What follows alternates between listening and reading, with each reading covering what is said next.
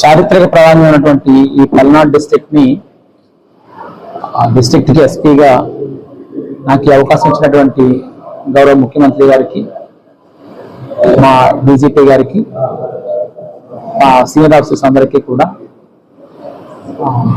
హృదయపూర్వక కృతజ్ఞతలు.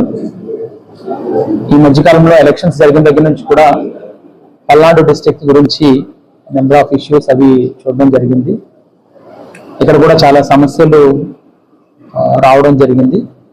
వాటన్నిటినీ కూడా నా ముందు పనిచేసిన అధికారులు వాటిని సమర్థవంతంగా పరిష్కరించడం జరిగింది. సో నేను కూడా ఈ విషయాలు ఏదైతే ఉన్నాయో వాటిని తొందరగా అవగాహన చేసుకుని వాటిని చట్టపరంగా ఏ విధంగా చేయాలో ఆ విధంగా చేయడానికి కృషి చేయడం జరుగుతుంది. ముఖ్యంగా ఏదైతే చట్ట వ్యతిరేకంగా చేసిన వాళ్ళు ఎవరైతే ఉన్నారో వాళ్ళ పట్ల చట్టపరంగా ఎంత ఎక్స్టెంట్కి అయితే మనం యాక్షన్ తీసుకోగలుగుతామో అన్నింటినీ ఇంప్లిమెంట్ చేయడం జరుగుతుంది. ఏదో ఒక సెక్షన్స్ పెట్టి ఏదో చేసి అక్కడ వరకే కాకుండా ఫర్దర్ యాక్షన్ ఏదైతే తీసుకోవాలో వాటిని కూడా డెఫినెట్ గా చేయటం అయితే జరుగుతుంది. అట్లాగే ఎవరి మీదైనా ఏమైనా తప్పుడు కేసులు కానీ ఎక్కడైనా ఏమైనా జరగకుండా కానీ జరిగినా కూడా ఇమీడియట్ గా తెలుసుకున్న వెంటనే మాత్రం వాటి పట్ల ఖచ్చితంగా స్పందించడం జరుగుతుంది. విమెన్ ప్రయారిటీ డెఫినెట్ గా తీసుకోవడం జరుగుతుంది. అలాగే ఈ సీసీ కెమెరాస్ ప్రాజెక్ట్ ఏమైతుందో దాని విషయంలో ముఖ్యంగా ఈ గాంజా ఏదైతే ఉందో డ్రగ్స్, యాంటీ డ్రగ్స్ దానికి సంబంధించి 100 days క్యాంపెయిన్ ఇవ్వడం జరిగింది, 100 days ప్రోగ్రామ్ ఇవ్వడం జరిగింది. దానికి సంబంధించి పల్నాడు జిల్లాను కూడా సమర్థవంతంగా ఆ కార్యాచరణని తీసుకురావడం జరుగుతుంది. అది ప్రయారిటైజ్డ్ గా చేయడం జరుగుతుంది. యాంటీ డ్రగ్స్ క్యాంపెయిన్ అందులో ఎవరెవరైతే ఉన్నారో వాళ్ళ తాలూకా రోల్ ఆధారంగా, పాత్ర ఆధారంగా చట్టపరంగా చర్యలు తీసుకోవడం జరుగుతాయి. వివిధ రకాలైన కౌన్సిలింగ్లు కూడా కండక్ట్ చేయడం జరుగుతుంది. ఏవైతే కొన్ని ఇల్లీగల్ యాక్టివిటీస్ ఏమైనా జరుగుతుంటే అవి ఏమైనా ఖచ్చితంగా ఎవిడెన్స్ ఆధారంగా ఉంటే వాటి పట్ల కూడా పోలీస్ పరంగా మేము ఎంతవరకు అయితే చేయగలుగుతామో అది ఖచ్చితంగా చేయడం జరుగుతుంది. అదర్ డిపార్ట్మెంట్స్ ఏమైనా కలిసి చేయాలి అని అనుకుంటే వాళ్ళతో కూడా సమన్వయం చేసుకుని ముందుకు వెళ్ళడం జరుగుతుంది. ప్రజలందరికీ కూడా మీ ద్వారా తెలియజేసేది ఏంటంటే ఈ సమస్యలు ఏవైతే ఉన్నాయో వాటిని ఖచ్చితంగా నా దృష్టికి తీసుకురండి. ఎక్కడైనా ఎవరైనా మీ పట్ల ఏమైనా అమర్యాదకరంగా కానీ అట్లాగానే ప్రవర్తించినా కూడా తెలియజేయండి. ఖచ్చితంగా మేము స్పందించడం జరుగుతుంది ఉన్నతాధికారులను. అలాగే మీరు కూడా అన్నెసరీ విషయాల జోలికి పోకుండా మంచి జీవన విధానంతో సక్రమమైనటువంటి పౌర బాధ్యతలను నిర్వర్తించాలని కూడా కోరడం జరుగుతుంది.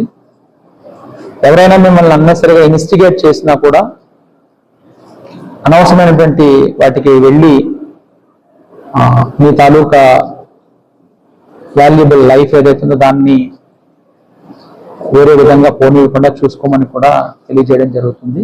ఇక్కడ చాలా ఇష్యూస్ ఈ మధ్యకాలంలో జరిగాయి కాబట్టి వాటన్నిటినీ కూడా కొన్ని రోజుల్లోనే అవగాహన చేసుకుని చట్టపరంగా ఏముంటే చర్యలు ఖచ్చితంగా తీసుకుంటాం. అందులో ఏమీ తేడా లేదు. ఆధారాలు, పూర్తి ఆధారాలతో చట్టపరంగా ఏముంటే వాటిని తీసుకుంటాం.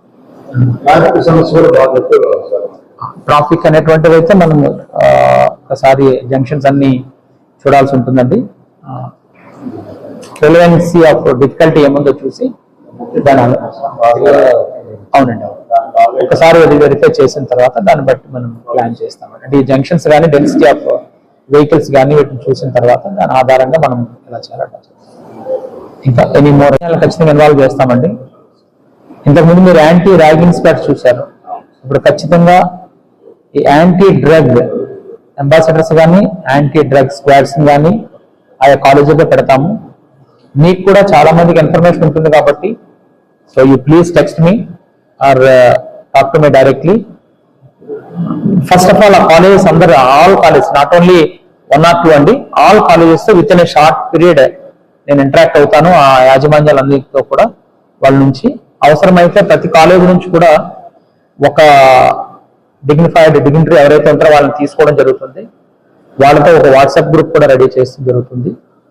ఎర్లియర్ మీరు ఎక్కడైతే కేసెస్ పెట్టారో లేదా ఎక్కడైతే మీరు చెప్తున్నారో ఆ ఏరియాస్ అన్నింటినీ కూడా గ్రూపింగ్ చేసి అక్కడ as per my availability of forces ఏమున్నాయో చూసి దానికి అనుగుణంగా కొంత టీమ్స్ అయితే తయారు చేద్దామని అనుకుంటున్నాము.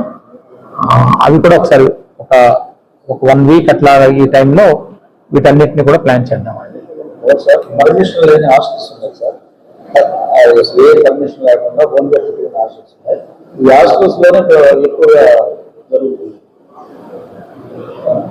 హాస్టల్స్ విమెన్ ఎక్కడైతే ఉంటున్నారో అనండి అదర్ డిపార్ట్మెంట్స్ ఏవైతే ఉన్నాయో వాళ్ళతో కూడా చేయాల్సి ఉంది. ఈ రెంటల్ అగ్రిమెంట్స్ ఆధారంగా వాడు ఎలా కమిట్ అయ్యారు, ఏ విధంగా పెట్టుకుంటున్నారు వాటిని చూడాల్సి ఉంది. కమర్షియల్ యూనిట్ గా అది ఉంటే provisions of CC cameras proper గా ఉన్నాయా లేదా కూడా చెక్ చేయాల్సి ఉంటుంది. సో వీటన్నిటిని ఒకసారి ప్లాన్ చేసి ఇప్పుడు మీరు హౌస్ లో పెట్టారో అపార్ట్మెంట్స్ లో పెట్టారో అన్నది నాకు ఇంకా ఐడియా లేదు కాబట్టి ఈ హాస్టల్స్ ఎక్కడెక్కడైతే ఉన్నాయో ఆ నెసెసిటీ ఉందా లేదా అన్నది చూసి ఇల్లీగల్ యాక్టివిటీస్ మాత్రం సెంటర్ ఆఫ్ అయితే సీజ్ చేస్తాం. Revenue cooperation will seize it.